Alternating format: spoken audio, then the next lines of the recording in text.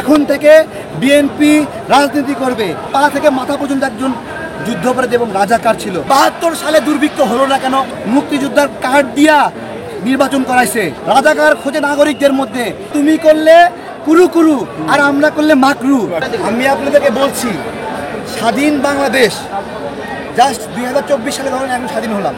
এই যে স্বাধীন হইলাম, ডক্টর ইউনূস 2 দিন পরে যদি জাতির সাথে বেইমানি করে তাহলে আমরা কষ্ট পাবো না? পাইবো না?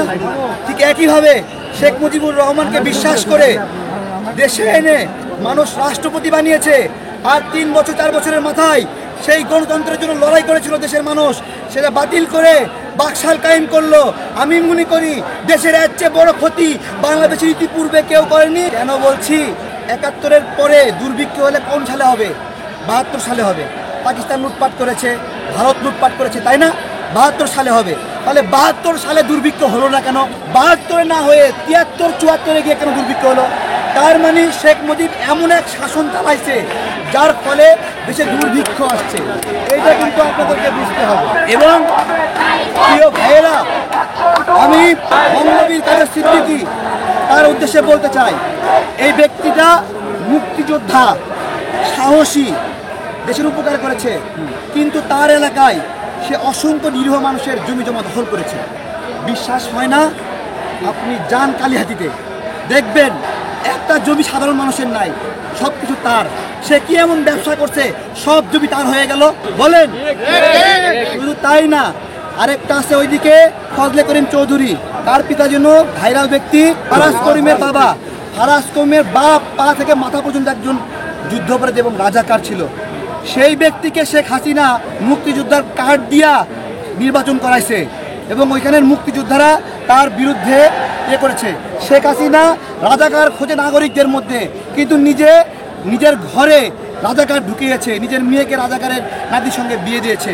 এইসব কথা বলতে গেলে মানে তুমি করলে কুরু কুরু আর আমরা করলে মাকরু, তাই না? আমরা মাকরু করছি যে আমরা খারাপ কাজ করছি, তাই না? বাংলাদেশের নাগরিকরা এই রাজাকার যুদ্ধ থেকে বের হয়ে গেছে। এখন থেকে বিএনপি রাজনীতি করবে, জামাত শিবির রাজনীতি করবে, যদি বৈষম্য বিরোধী ছাত্র আন্দোলন তারা যদি রাজনৈতিক দল করতে চায় তারাও করবে। আমি এমন একটা বাংলাদেশ চাই যে বাংলাদেশে আমি এখন ডক্টর ইউনূসেরও সমালোচনা করতে চাই। আমি চাই এইরকম একটা বাংলাদেশই তৈরি হোক। সমালোচনা না করলে মানুষ আস্তে আস্তে দৈত্যে রূপান্তরিত হয়। প্রত্যেকটা মানুষ ভালো, কিন্তু সুযোগ পেলে প্রত্যেকটা মানুষ জায়গায় খারাপ হয়ে যায়।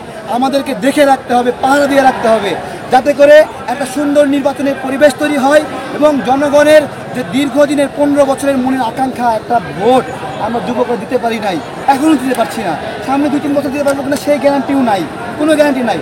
আমরা চাই সকল কাজ, সংস্কারের কাজ শেষ হোক। সংবিধান পচে গেছে, এটা বাদ দিয়া নতুন করে বানাইতে হবে। নতুন করে রাষ্ট্রপতি এই পচা মালরে বিদায় করতে হবে, এই মালরে বিদায় করতে হবে। গোয়েন্দা সংস্থার প্রধান তাকেও বিদায় করতে হবে। এগুলো পাক সাফ করতে যে কদিন সময় লাগে ডক্টর ইউনূস স্যার নেক, বৈষম্য বিরোধী ছাত্র আন্দোলন তারা নেক, নিয়ে একটা সুন্দর নির্বাচন হোক। জনগণের ক্ষমতায় আসবে, যেই ক্ষমতায় আসবে সুন্দর হবে এবং তত্ত্বাবধায়ক সরকার আমরা আবার ফিরে চাই। এইটা হলো জনগণের কাছে জবাবদিহি করার একটা সিঁড়ি। হাসিনা এই সিঁড়ি দিয়ে ক্ষমতায় এসে এই সিঁড়ি ভেঙে ফেলেছে।